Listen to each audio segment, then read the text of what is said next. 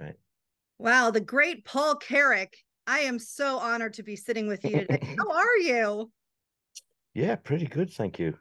Bit chilly over here in England. Just Yeah. temperature just dropped, but no, apart from that, all good, thank You you. look snuggly and comfortable and warm, and that's exactly how we want you to be on this show. Okay, good. Dubbed the Golden Voice, I have to agree. I think you are probably one of the greatest vocalists Oh, of steady all on. time. And I don't say that lightly, Paul, but really thinking about it, I mean, you could sing anything and we would love it. Truly. Oh, well, thank you. Thank you very much. I think it's a little embarrassing, the old man with the golden voice thing, because I don't know who coined that phrase, but it's embarrassing. There's so many great singers around, but I suppose I should learn to take a compliment, because I think that's how it's meant. But That is exactly how it's meant. And it's yeah, so true to form because you are one of those greats. And it's hard. I know it's hard to sometimes recognize something about yourself, but if mm, everybody's telling you, just roll with it. yeah, you're right. You're right. So there's so many greats out there that are Yeah. using vocal coaches. For instance, Kenny Loggins is on his final tour. I talked to Kenny and I talked to his vocal coach, and they're using vocal coaches. So I'm curious, how do you keep your pipes in pristine condition? Well, I probably should see a vocal coach, but I've never seen one. I've never had any kind of tuition, or as a musician, keyboards and guitar. I'd never had any music lessons, but I am paying attention to stuff you see on the internet, because it's so useful, Yeah. all that. And so I try and pick up what I can, because it is important, to do that stuff. Do the warming up and and all that. So basically, what I do, I try and stay healthy. That's the main thing. Is stay healthy, and usually things are okay. I don't do anything too stupid. I don't smoke, and I don't drink hard liquor. I like a glass of wine every Okay. now and again. Um, I do the warm up thing, and stuff I've learned from the internet. The inhaling steam and all that. But the rest of it, I wish I'd had a bit more tuition, because there's all kinds of things you discover, like vowels. This is an important thing. It's to not put strain on your voice. Ways of singing with that, where you don't put strain. I mean, I don't think I've ever put a lot of strain on my voice, because I'm not a real screamer or a shouter. Right. But anyway, you'll have to put me in touch with Kenny's guy, and I'll see if I can gain a bit of And knowledge. Ken Stacy, we're coming for you. He's I gonna love think I've this. heard of Ken Stacy. Ken Ken Stacy. Stacy used to tour with Michael Jackson and Elton and Bobby Caldwell. Bobby Caldwell. He got to start with Bobby Caldwell. Okay, I think I've heard that name. Yeah, definitely. I'll get you in touch. Okay. He would love that. Let me. He's a huge fan. All right. So you just were here in the U.S. with Eric Clapton. Were you part of Eric's band or were you opening for him? I couldn't No, quite. I was part of the band, but just playing organ, actually. Oh, okay. I didn't do a whole lot of singing.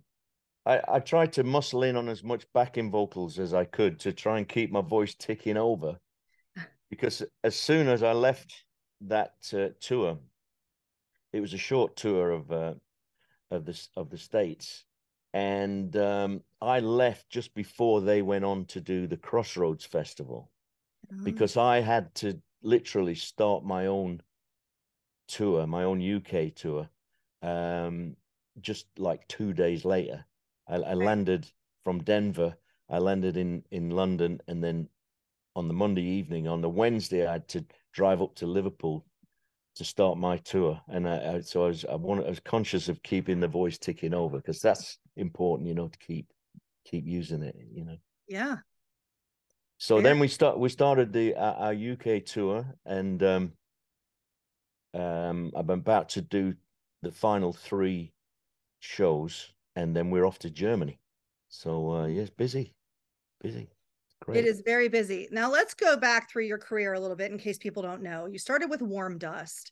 Okay. and then got into Ace and Squeeze and Mike and the Mechanics. And you can't forget your solo work, which is absolutely phenomenal. So you were able to be a part of some of these great, incredible bands and then have your solo projects.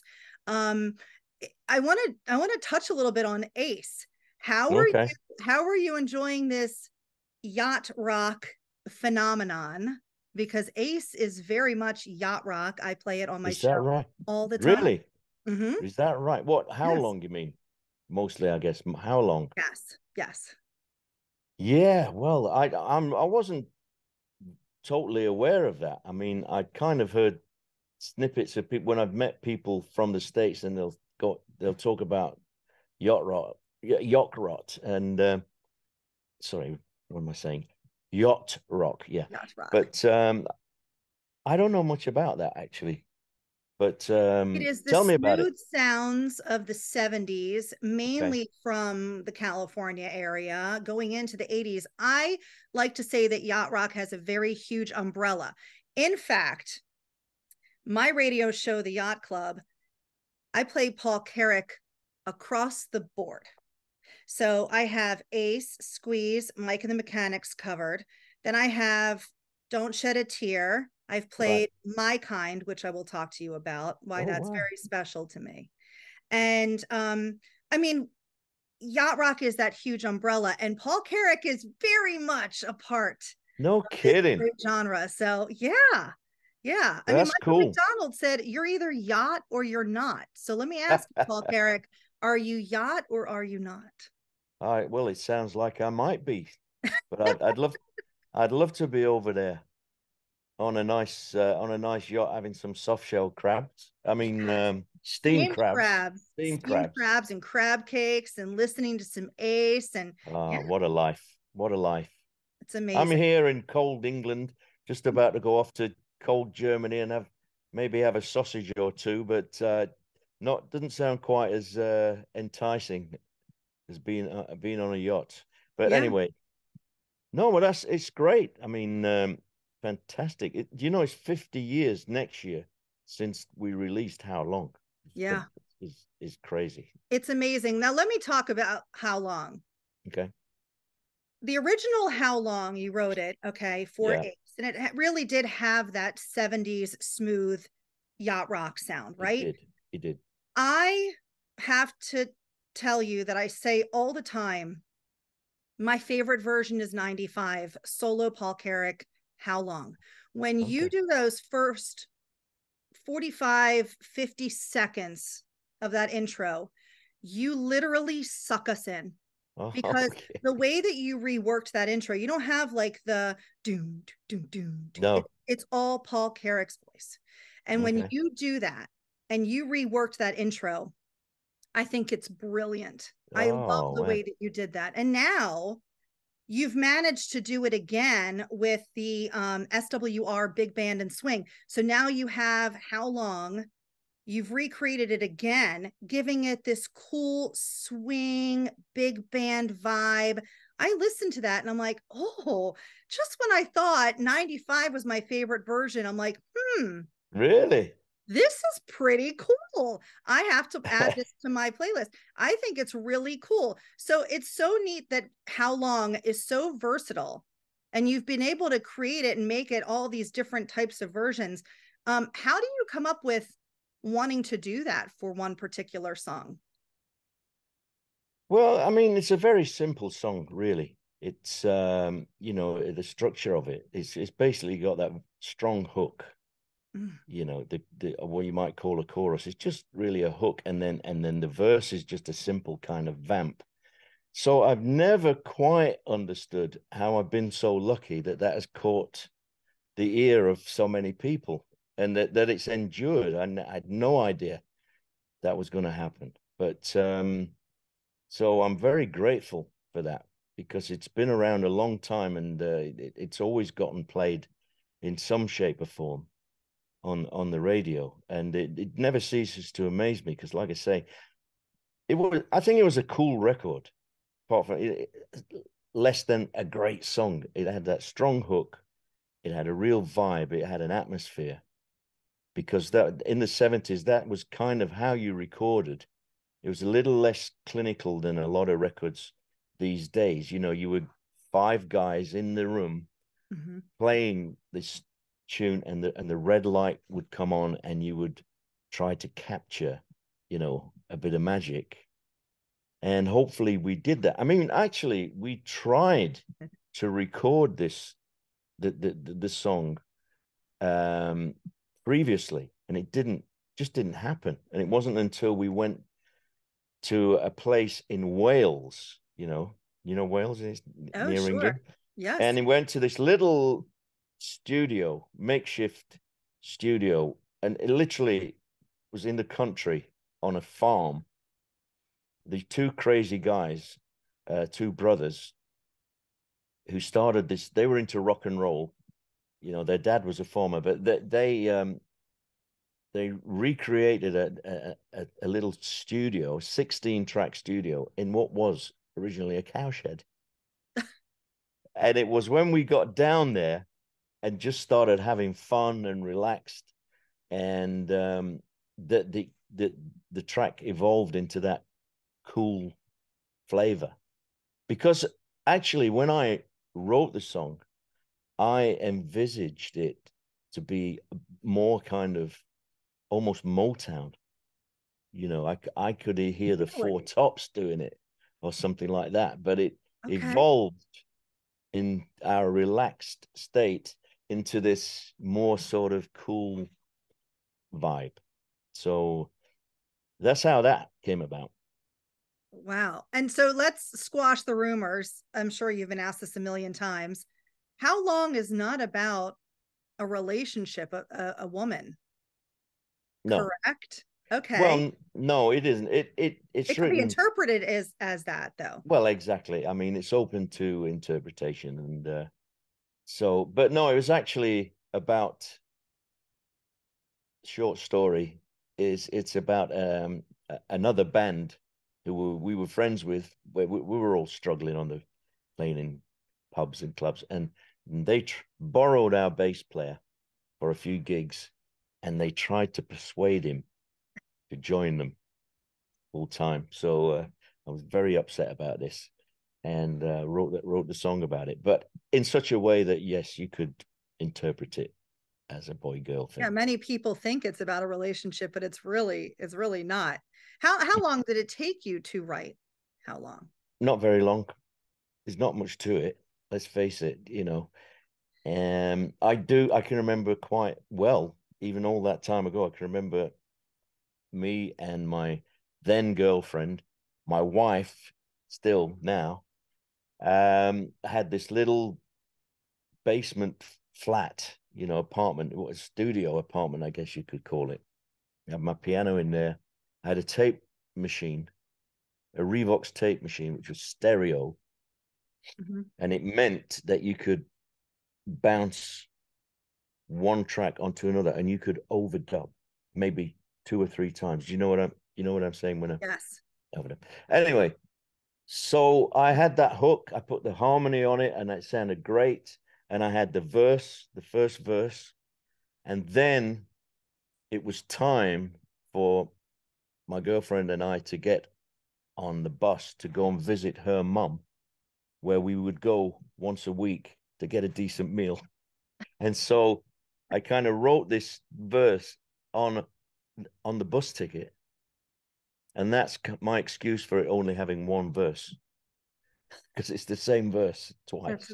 That's amazing. See, I think the songwriters have the stories. I think it's amazing how you all come up with these things, and in a short amount of time too, for the most part. Most of these great songs are written in a short amount of time. Well, often they are, and often they're the best ones. But it isn't always like that. Sometimes you have to tease them out, But I mean, like I say, my stuff is very simple, very basic. Yeah. Yeah. So you've played with all of these great bands. Of all of the great bands that you've played with, who has been the most fun? Most fun. Well, that's hard to say. Or controversial, but I won't put you on the spot. Well, there's not a lot of controversy to be had, because most of the situations I've been in have been enjoyable. I've never been in a situation for very long that wasn't fun, because that's not what I'm about, and I like to get on with people, and I like to enjoy what I'm doing. So, they've all been great in their own way. Ace was fantastic. We were very good pals. We were just playing for fun. Yeah. Somehow we had a crazy hit, a big hit, and it all went a bit squirrely, funnily enough, after that. But up until then, we just had great fun. We were all soccer fans, and what else? I mean, Squeeze, they were phenomenal. When I kind of didn't even realize I was joining the band. I actually thought I was just coming in to play some keyboards on their album. Yeah. But their keyboard player had left the band. And the next thing I knew, I was on a bus for 7 or 8 weeks doing a tour of the US, and but they had such great songs and energy. That was a lot of fun. With Mike and the Mechanics, we had a bit of success, a couple of big old hits. That always helps. Mm-hmm. And so that was fun. And cutting along, to more recently playing in Eric Clapton's band, as I've played quite a lot of most of his tours over the last 10 years. And that's been a phenomenal level of everything. It's been another, musicianship, the whole thing, playing these big crowds who just love Eric, and playing with a genius. Yeah. And all these world-class musicians. It's been incredible. You've had the opportunity to do some things that I didn't even know that you did. For instance, I didn't know you played the organ on Elton John's Made in England. I had no Yes, clue that you were on The Way You Look Tonight. yeah, I mean, yeah. those two, so I'm going, wait, when I'm researching you, I'm going, I love it, by the way. I love finding little bits and pieces about people that I didn't know, because I love learning about people. So to learn that So, about you, um, that was amazing. Yeah. Peter, I'm doing a podcast at the moment. Sorry, I'll see you. It's really sorry. I should have Oh, switched my phone off. I'll switch you're it off now. fine. You're fine. It was probably in your ear. But to know that you were on those two songs that I didn't know about you. I did not know that you co-wrote the Eagles' Love Will Keep Us Alive. Are there Yeah. maybe other projects that maybe I didn't find out about that you were a part of, that people might be a little surprised that Paul Carrack was a part of it? Well, you've already mentioned quite a few things that are still a surprise to a lot of people. It happens a lot, particularly in the States, when I'm over there with people like Eric, and they'll say, "What do you do, and what have you done?" And I say, "How long?" "Oh, that's you." Tempted. "Oh, really? You singing that?" And then so that is kind of the story of my life in a way. That even those quite big hits, the Living Years, Mm-hmm. Mike and the Mechanics, number Mm-hmm. one record, and people don't know that I was the lead vocalist on those things. So that's all a bit strange, but this it's all good. I'm where I'm at. I'm very happy. I'm happy to have had some success along the way that's kept us all together and kept a roof over my family's head, and I'm still enjoying what I'm doing. I'm still producing new music. So, and we did just this tour that we're on in the UK has been fantastic. The crowds have been just amazing, and it's like it's took a long time to get to that point, but it's great. It feels all the more better for it. Yeah. Oh yeah. Kind of, yeah. So your solo stuff, I got to touch on your solo stuff because people love your solo stuff. Don't Shed a Tear was a huge hit. And of course, you had your Blue Views album, which was awesome in 95. Talk to me a little bit about when you decided to go you were you were still a little bit with Mike and the Mechanics around the same time, but you decided you wanted to do a solo album. What made you want to do a solo album? And then that actually became quite successful. That was a really big success for you. Well, I've done loads of solo albums over the last 20 years. I'm still doing them. But no, I mean, Mike and the Mechanics, I was good. It was great fun. It had some success, as I said, which always helps. I felt that I was, contributing to a collaboration. It was really put together by Mike Rutherford. Yes. Who was the guitar player in Genesis. It was almost like a side project, and of course, his main thing was Genesis. They were at that time, they were probably one of the biggest bands, if not the biggest band in the world, but that was good because it meant I could go off and do my things and he would go off and do Genesis. So I felt I was, it was a collaboration, but I was contributing to it. It wasn't really me and what I felt was my own musical identity. So there were a couple of things. For instance, Mike and the Mechanics kind of started off, as I say, with Mike's project, and he used a lot of session guys. He had 2 or 3 singers, myself, a guy called Paul Young. Yeah, we love Paul. Is in a band called Sad Cafe.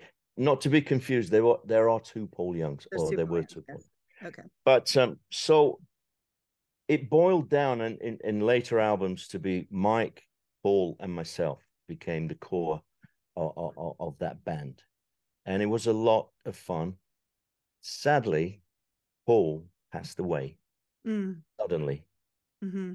And that was a major blow to that band. I think we made either 1 or 2 other albums, but it wasn't the same. And it also boiled down to the fact that I felt that I wanted to. It took up time. It took up a lot of time to make those records, and to tour and to promote them and what have you. And I just wanted to give myself some time. I felt I'd earned, the right to do that. And so I wanted to start pursuing my own thing. I'd made a couple of, as I say, solo albums in between Mike and the Mechanics project, but I realized basically you can't do it all. And I started to concentrate on my own thing. I made an album called Satisfy My Soul. That was the first one when I started to do an independent, when I went the independent route. And I finally made the cut with Mike and said, and I left. And subsequently, a few years later, he's put another ensemble together, but I'm not involved with that. Right. Satisfy My Soul was a great album, by the way. Thank you. Well, I made it right here in this room, as I've done most of them. Really? Yeah. So you've been there a long time. Yeah, I have. We've been here ages. We're not going to move. We've got too much junk. We've got too much stuff. All the kids have kind of flown the nest, and we're rattling around in this house, but it's great. We don't have to walk around picking up after the kids and all that, so it's lovely. That's and I've got my little studio here, which kept me sane during all the COVID lockdowns and all that stuff. Good segue into that, because a lot of artists that I've spoken to during COVID, they didn't take a break. They really used that time to be creative. They were holed up in their home studios, and they decided to pump out some albums and do some work. And it really it was really cool actually to see on social media. A lot of people used Zoom or other internet or apps to be able to come together. And you've got the drummer over in this state, and you've got the bass player over here and the singer over here, or in a different country, and they all were able to come together and play stuff. So I know that you were putting out some new albums and some new work. Did you really take that time in COVID to really get creative and be able to Yeah. pump that out? Yeah, I think I did. For that reason, it wasn't that bad. In the initial stages, obviously, when it was panic stations, you know, I was as anxious as everybody else, and my kids, as I said, who have left, flown the nest, and they were living in apartments in London. I know I was obviously like everybody else, a bit scared. I started coming into my studio just as a form of, you know, not therapy, but you know, just and as things kind of settled down, I just got into it. We were, of course, we were locked down to the extent that we couldn't play live, which is what I love. I do love doing, but I just got on with it. I basically made 2 albums.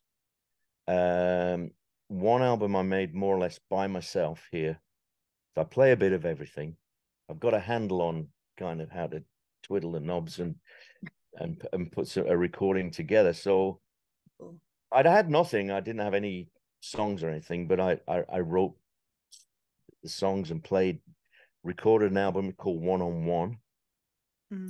And also more or less at the same time, or I made what you were talking about, kind of more of a remote thing, but that was with the SWR Big Band, and we would fly the files backwards and forwards. But basically, they recorded the stuff in their studio in Germany, and I did my vocals here at home, and then we put it all together.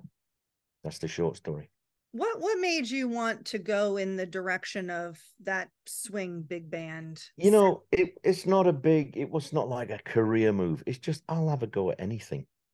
If you know me, I'm not precious about that. I don't know, oh my God, what's Paul Carrack doing? It's not like that. I mean, nobody cares really. But no, that's not true. We have a lot of people. We care. We care. Okay. I mean, I like music. I like playing with other musicians, and that is how I've learned and built up any knowledge that I have.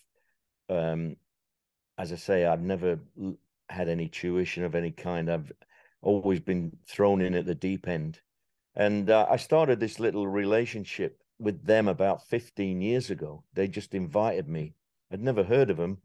And they invited me to be a guest vocalist on a Christmas album. And that was kind of the usual chestnuts, you know, the swing stuff in the Christmas songs in that style. And I just went along and I loved it, enjoyed it. They put some concerts together. They're quite a big band in that genre, all around the world, actually. So that started a relationship, and I would go over usually at Christmas and do some shows with them. You mentioned the version of How Long. They put that arrangement together, and it was recorded kind of live in a TV studio, which we made an album of. It was called Another Side Of, but it wasn't a big major plan. It was just, we just did that. But so it's really fun. It's a fun version of you and a fun version of that song. And, you know, I don't think anybody likes to be pigeonholed in one thing, you know, so for you to kind of get out of your comfort zone and try some other genre of music, I think it's cool. Like I said, with your vocals, you can sing anything, but I've listened to some of that. And I just want people that are watching this to know you should check it out. You know, there's a bunch of the videos on YouTube, and on paulcarrack.net is your website, and you have the music listed there. But if people haven't heard it, you've got to hear Paul Carrack have a little bit of the swing big band vibe, because it's really cool. I love it. Thank you. Well, the album that I did with them during the lockdown thing is a little bit more. It's a lot of the stuff I did early on with them, they took from the Frank Sinatra and Nat King Cole songbook. You know, that was all new to me. Yeah. But with the album, it's called Don't Wait Too Long. I tried to bring it in a little bit more towards my roots, which was simpler, not as jazz, bit more sort of Ray Charles, um, Etta James, Bobby Bland, these guys, which also meant I could play a lot more keyboards because it's very much simpler, doesn't have all those jazz inversions, which I don't have. I don't have those chops. I have a feeling for it, you know, and I can get by as a vocalist, but as a keyboard player, it was better to have a simpler repertoire. Yeah. And I much prefer this album to the ones we've made previously. But there we go. That's amazing. And do you have like your own, did you ever do your own Christmas album? I couldn't No, find one. no, I did the one with SWR, and I Right. think that there's been other sort of live recordings with them um that are out there. But actually, if you do like that kind of thing, Mhm. it's really nice album. I'm going to Really good. go look it up immediately. Look up Winter Wonderland. Winter Wonderland, Winter Wonderland. SWR Big Band. Well, it's Paul Carrack with the SWR Big Band. Yeah. Yes. Oh, I'm excited to hear that. You just listen to it. Whoever is listening, watching this, listen, because the holidays are coming up. The holidays are coming up. Indeed. Indeed. I mean, you know, you could say it's corny, but I think it sounds genuine. Sounds like we Yeah. mean it, you know. Yeah. So check it out. You've had the opportunity to play with so many different people. Is there Can't somebody believe it. on your bucket list that you haven't performed with that you really want to at some point? Not really. No, I mean, it's like all these things. I never was looking for these things. It's always kind of come to me. It's what somewhere or other around the houses. I mean, I've got a ton of people who I admire, you know, but really in the time I have to do what I'm doing, and hopefully it's a little while yet, but I like to concentrate on my own thing. I'm more established now, definitely in the UK and parts of Europe, uh, as a solo artist. You know, the Clapton thing's been too hard to resist. You know, that's just been such a cherry on the cake for me. I've loved it, you know. But apart from that, I try to concentrate on what I'm doing. The SWR band thing has been interesting. We recently did a concert, a Paul Carrack concert on this tour, the current tour we're on. We headlined at the Albert Hall, the Royal Albert Hall in London, which is I've heard it's beautiful. I've not been, but I heard it's amazing. it's very prestigious. It's quite a large theater and it's very prestigious. And I headlined it, and they were my guests because they was like, we got to play that show. I said, I can't afford to bring you guys. There's 30 of them or something, you know. Nah, we'll do it for nothing. So Oh basically, the show was opened up with the SWR Big Band. I sang some stuff from this current album with them. Then there was an interval. I came out with my regular band, which is a little bit more rock and roll. I had a guest appearance from Mr. Nick Lowe, Oh, nice. who I've Be known. Cruel to Be Kind. Did you do Cruel to Be Kind? Yeah. No, we didn't do it on the night. We just did two. Okay. We did a country song called Shelley's Winter Love, which is a Merle Haggard song, and Nick's. You know, he wrote a song called Peace, Love, and Understanding. What's so funny about Peace, Love, and Understanding? And we did those, and then we finished the show back to with my band, and then up in the gods, we had a 150-piece choir doing the Living Years. Oh my Man, goodness. I tell you, I mean, I've done a lot of gigs, but it was one of the best things I've ever been involved with. It was tremendous, and the crowd loved it. I think you just answered my next question. I ask every single person I interview, what their goosey moment is, a point in their career where they get the goosebumps all up and down the arms and they look around going, I can't believe this is my life. I can't believe this is happening to me. Was that your goosey moment with the big choir and everything? I think it was yeah. I mean, I'm not, when I'm kind of performing, I'm not one of these adrenaline junkies or anything like that. I'm trying to do my job and I'm trying to sing from my heart in the moment. I'm not preempting stuff. I'm just trying to flow. And sometimes you're really in the flow and then it's so easy. Other times it's a bit more difficult and it's a bit more hard work. But I can't. The funny thing was with this Albert Hall show, which we had coming up, and with all the things involved, I was thinking, man, there's a lot of things that could go wrong here, and but the great thing was, because I'd been on tour with Eric for 3 weeks, I came straight into England, straight into 2 nights I did in Liverpool, then up to Glasgow, and those shows were great. And I didn't have time to think about it or worry about it because the Albert Hall was the next one on the list. And I just didn't have otherwise I think I would have frightened myself to death with all the logistics and what have you. Yeah. It was so great. And I as I say, I didn't have time to be nervous or worry about it. I just got out there and everything went like clockwork. It was great. That is unbelievable. Wow. Well, let me tell you about My Kind. Okay. I think everybody out there, and you tell me, I don't know. Is there a specific song that you have with each of your kids? I've written a few.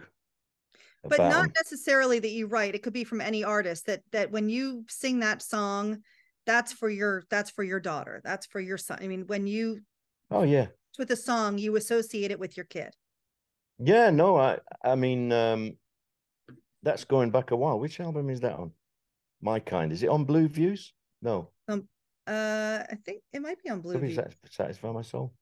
Anyway. Oh no, that is from Satisfy My Soul. Don't Satisfy My Soul. Yes. Yeah. Well, I've got to be careful because I don't want to show too much favoritism here. I've got 4 kids. Okay. And I do have 4 kids, and they're all grown up. They're all marvelous. My Kind was when that's a while ago. That's when one of my daughters was very little. Soppy song. I've written another song called That's All That Matters to Me. And which album is that on? Can't remember. I think it's one of the best songs I've written. That's about one of my daughters. And on this album, One on One, have you heard anything from One on One at all? Probably not. I think so. I'm not sure. Okay. Well, we'll look it up because it's a good album. And there's a song on there called You're Not Alone. Okay. And I wrote that during the lockdown thing. My daughter had a baby, and we weren't even allowed to go there and see her. And it had been a horrendous birth. It had been quite a traumatic birth. I mean, in case she ever looks this up, I should probably not say too much, but it was very, very, very scary, very scary. And I think, and after she did have some anxiety issues and all the rest of it.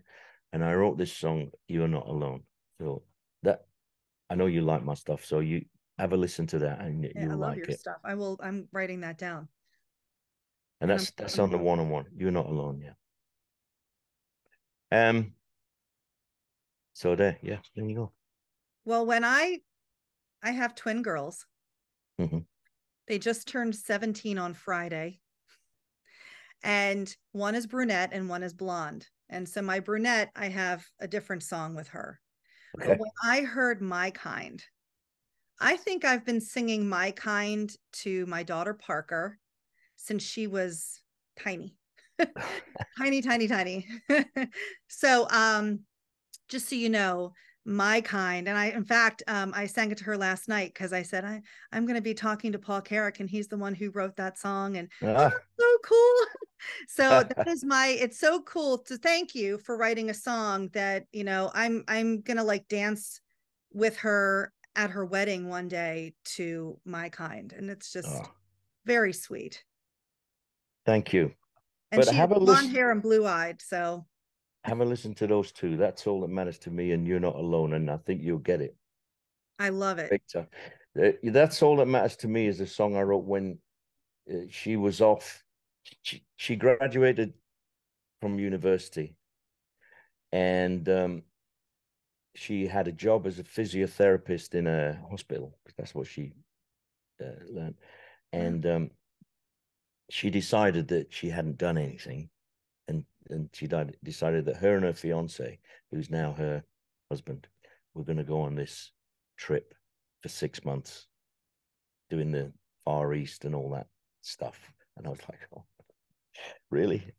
I'm not happy for you. I'm so happy for you. No, but I was a bit concerned, but anyway, it all worked out. But I bet. I bet. So what's coming up next? You're going to continue your UK tour. Yeah, we've got For three Paul shows, Carrack solo stuff. and then well, we do a couple of we do The Living Years, we do How Long, we do Tempted, excuse me, but and it's a lot of the solo stuff because I over here I've had more success with the solo stuff on radio and stuff, but so then we're doing a tour of Germany. It's quite tough. It's 12 shows in close succession. And I'm doing some shows again in Germany with the SWR band coming up to Christmas. Oh, that's going to be fun. Yep. And then in the new year, I'm going to get back in here and see if I can come up with some new stuff. Great. And do you have any plans to come back to the US and maybe do some Paul Carrack shows in the US? I'd love to actually, because I do love being in the States, and the problem I have, I guess, is that unlike the UK is small, and I'm independent. We don't have a record company. We don't have nothing. But I was putting my stuff out for the last 20 years from the solo stuff, hiring a little bit of independent promotion, and they were playing my stuff on the major stations. Sure. They've all gone a bit sort of changed their direction now, and they don't want us old guys on the radio. But and also, so it was not possible to do that in the States. It's too big, it's too vast. You do need, but of course, there's the internet now. Mm-hmm. But I do get, in fact, on all the streaming things, I shouldn't probably speak about streaming, but the US is probably my biggest audience. It's just putting the songs together with the name is the difficult bit. Yeah. Do you know what I mean? Yeah, I hear you. I bet you get it all the time. You must say, yeah, have you heard of Paul Carrack? And they say, who? And then you say, oh, yeah, Uh-huh. But that's does that frustrate you, or are you okay with that? It doesn't. Listen, I'm very grateful for. I'm not in a bad place at all. I have a great band. We have great friends. We've been together 20 years. We tour in a good level in the UK. People are still coming. I'd love to be. It's my one slightly regret is not being able to establish myself for whatever reason in the US as a touring entity, and it's a little bit late now, but we still doors seem to be opening up for that, so we'll see. I play you whenever I can. Thank you. Paul, it has been like such an honor to be able to sit and talk to you about your career. Thank you for coming on the show and talking to me, and don't go anywhere. Okay. Well, thanks for having me, and